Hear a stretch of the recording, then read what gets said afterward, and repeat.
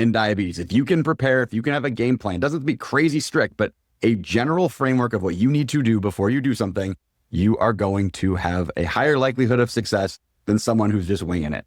And if you take nothing else away from this entire rant that I'm on right now, that has to be the thing that you take away, is you are going to need to prepare. So in a case like this, you've prepared, you've adjusted your dose, you've adjusted your food. Amazing. So now you're 2 hours in, right? Maybe you're again running around town. Maybe you're moving like I was. Okay, now what? Because good, you started out well, but this endeavor is going to take 3, 4, 5, 6, 8 hours. You're not going to just be able to make it off of just breakfast. You have to stop and continue to fuel. Coach, and I've lived myself with type 1 diabetes for over 20 years, and I am here to share everything that I have learned in both my personal and professional experience so you can live that incredible diabetes life. So get ready and let's dive right into today's episode. What is going on? Welcome to this episode of the Your Diabetes Insider podcast, where I will say straight up, I'm tired. It's been quite the last few weeks, and I feel like it's been perpetual motion. And to catch you up to speed a little bit, as you may have seen on social media, Amelia and I just moved temporarily, and then we're going to be moving again. So as I'm sure you can imagine, there's lots of fun with the gotta pack up all your stuff. You gotta then have your stuff moved out to somewhere, most of it in a storage unit. Then you have to get your stuff again for the second move. And it is a lot. And if you've moved any time in the last couple of years, as I'm sure you can imagine, you've lived in a place for a while, you pack up all your stuff.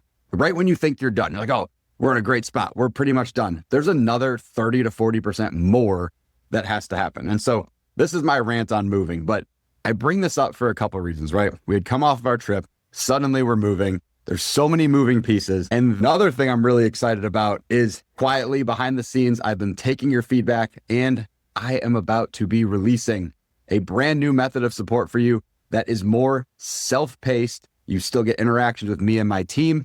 There's going to be so much knowledge to be had in there, and it will help you with managing your blood sugars in an easier fashion. Because I know there's people that they don't want to work one-on-one with someone for whatever reason it might be. Maybe it's time, maybe it's financial, whatever, but they want to have access to the resources that are going to help them get to the next level and still have access to someone that they can ask questions to. And so I said, you know what? Let's build this. Let's make this happen. It is called Blood Sugar Club.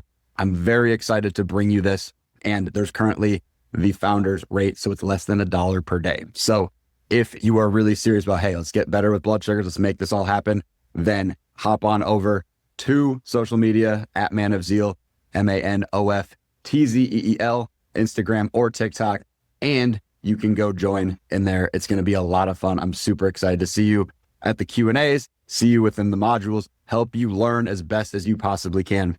And with this too, like I said, I'm tired. There's been a lot of changes, but I knew this had to come. So I wasn't going to be like, oh, let's push it up. No, making sure that it's ready and it is here for you. So that being said, though, the topics in there, a lot of them will be related to stuff, on the podcast, but able to be explained in more depth and more ways for you to be able to apply to your life. So what I'm about to talk about here is just one example of something that you could end up seeing in there.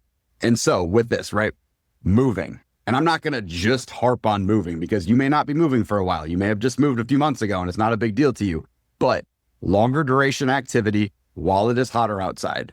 That could be a day at Disney World. That could be going and running errands all around town, having to pop into different stores. That could be going to 3 different grocery stores, trying to find a certain thing for you or your family.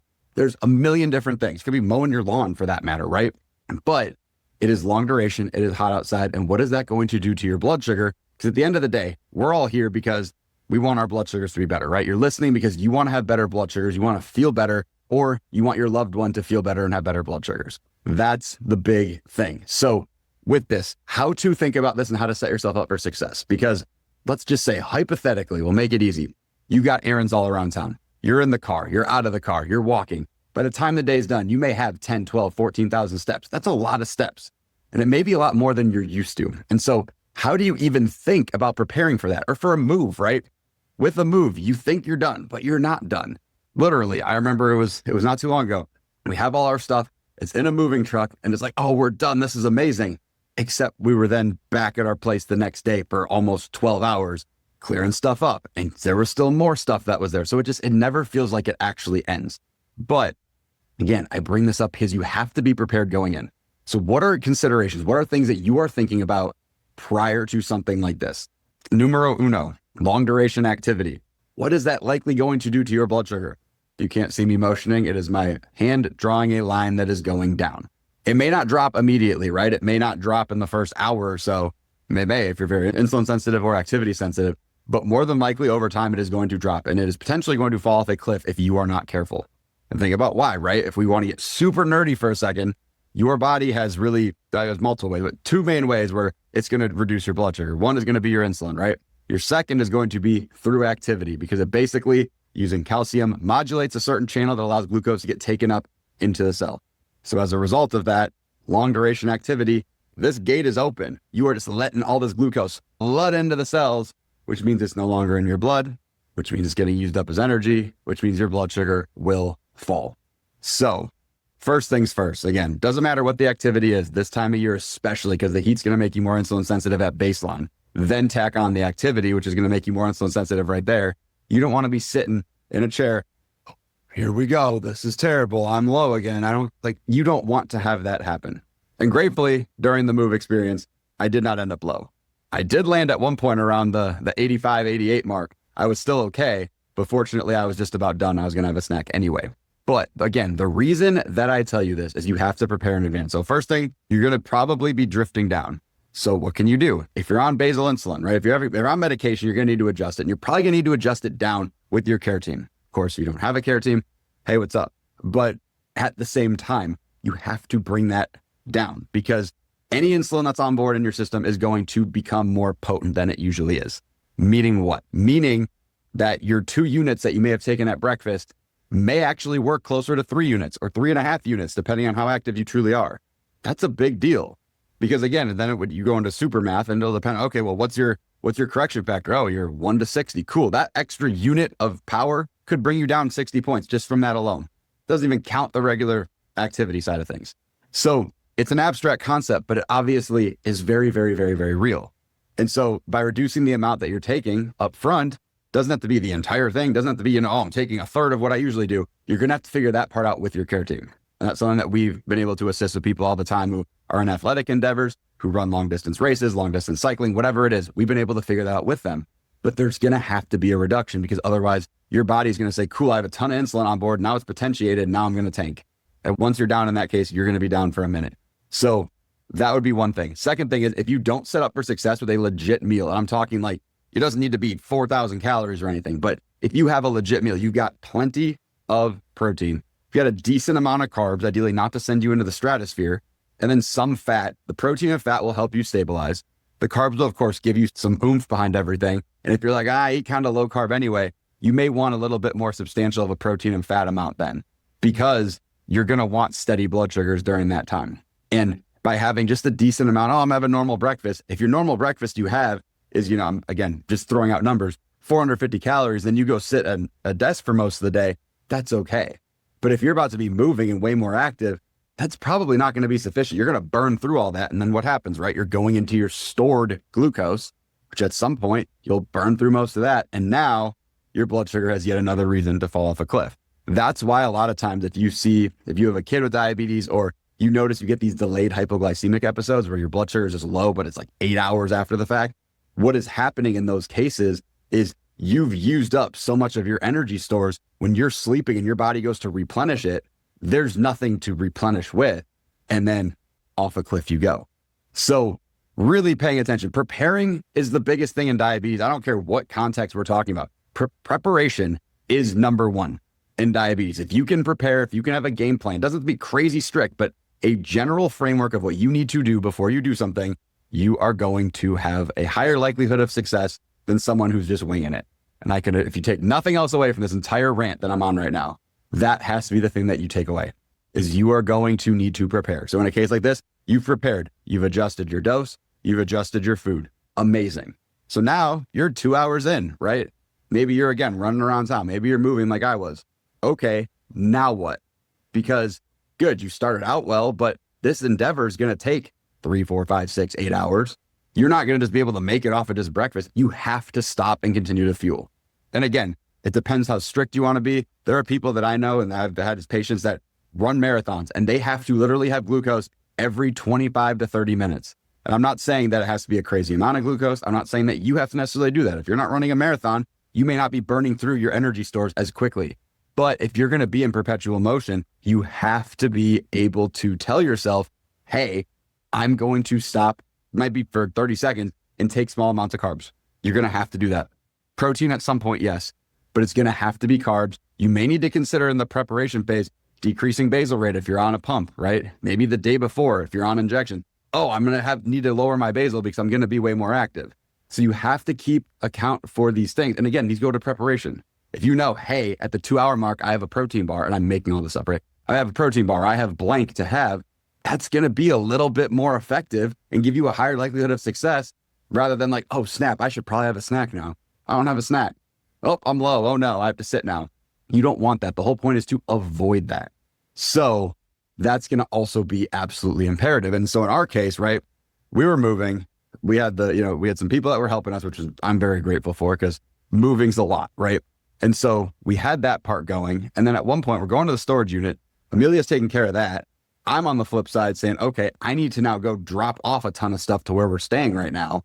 And then at that point, it became, okay, I've dropped stuff off. We don't have any food. Let's go do that. So now I'm running again from one place to loading up a car, to driving, to another place, to loading up a car, to coming back, to unloading.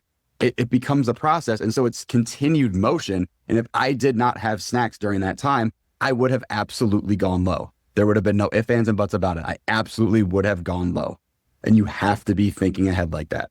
The next piece, and really the third phase of this all, right? You've got the before, you've got the during, after. Because I don't know about you, but there's no worse feeling than you've done all this prep. You've done everything right. And then the end, you're like right there and it just gets butchered and your blood sugar either ends up falling off a cliff or ends up going to like 315. And either way, you feel like trash and you've this agony of just, I was so freaking close and I just let it slip away. You probably experienced this, right?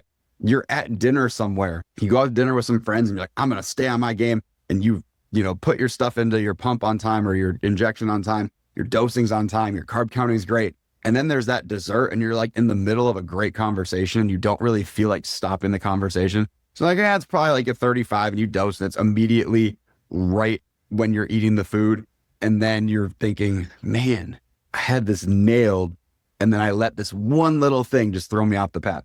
It's the same situation here, right? You're like, hey, everything's amazing. And then suddenly blood sugars either take on a life of their own up or down, which is no bueno. So what are you doing in a case like this? You have to eat substantial food if your activity level is higher than it typically is. And again, I don't say this because I just want, the sake of eating. I say this because there's a very high likelihood that your activity level in a case like that is more on that particular day than your activity level on a typical day. And so if it's not, again, you probably don't have to make as big of an adjustment for any of these things. If you're someone who gets 14,000 steps a day, more power to you. You probably don't have as much of an adjustment. But if for somebody who's averaging 10,000 steps, 8,000 steps, 9,000 steps, 4,000 steps, and you suddenly are increasing the output by a substantial amount, that has to be accounted for. Because again, you're theoretically running into a calorie deficit, which is fine. If you're on a weight loss track, it's amazing. But again, when people are in a calorie deficit, what happens to the insulin sensitivity? To the moon, just like everything else that's been stacking the insulin sensitivity in your favor. Summer's a great time for insulin sensitivity. I still remember as a kid having totally different settings in the summer. And then you go back to school and everything's just all starting over again. So with this, right, you have to be aware of this. You also may have to consider consuming a little extra something before bedtime, or at the minimum, adjusting what you're doing from a dosing perspective. Because you don't want to be sitting all night at 250. You're going to feel like trash. You're not going to recover well. But on the flip side, you also don't want to wake up at 50 at 3 in the morning and then feel like you eat the entire fridge and then rise up anyway. Because again, one of my biggest pet peeves is that. And it's painful, right? I know how tough it is to wait out a low. I had a low the other day and it was at a really inopportune time. I'm like, this is brutal. I don't want to sit through this, but I knew it was the best thing for my blood sugars. And then for the next few hours of my life, if I just waited it out, and eventually it did get better, it's just so exhausting and frustrating. So really make sure you're dialing in on that meal after the fact, treating it like a post-workout meal. That is going to go a very long way for you. But again, it has to be to your specific needs. It can't just be, oh yeah, this is what it can be, you know, oh yeah, there's some protein here. It's going to help, but you have to do something for your specific needs. And I will say that's another fun thing within Blood Sugar Club is you can make it as personal as you want to, because the knowledge is there, right? There's a lot of stuff that's there and you can clarify in the sessions. Like there's going to be a couple of them per month, right? And with that, hey, I just did X, Y, and Z. I figured out what I need to be doing for blank. How do I do this specifically? And we'll be able to give you insight and intel on how to do that. So that to me is a massive, massive thing. And I think I'm really excited for this. I feel like I haven't been this excited about something in a while. And it just is a great opportunity to really stack the deck with knowledge, whether you're someone who's brand new with diabetes or your kid just got diagnosed and you don't know what's going on. You need a really clear foundation. Or if you're someone who's had it for 20 years and you're just looking for those extra tweaks and adjustments and that extra knowledge to be able to make your life easier, either person will be able to fit there. Now, obviously, again, like I said, it's not a one-on-one thing. If you want one-on-one, separate kind of situation, my team and I are obviously here to help with that as well. But this is going to be a lot more of the self-pace, do it as you need to, do it as you want to, and knowing you've got a safety net for you. So check that out. It is at either yourdiabetesinsider.com, and you'll find it for Blood Sugar Club, or Man of Zeal on social media, TikTok, Instagram, at Man of Zeal, MANOFTZEEL. But with that, definitely excited to hear your biggest takeaways from this, from extended activity in the summer to make sure you're not having lows and make sure you're not having highs. So fingers are crossed, everything's smooth from here on out for the next few weeks. But with this, if you're loving the pod, I appreciate you. Drop us a great review. It would mean the world to me. And I will see you in the next episode. Hope you're ready for the next episode. Hey.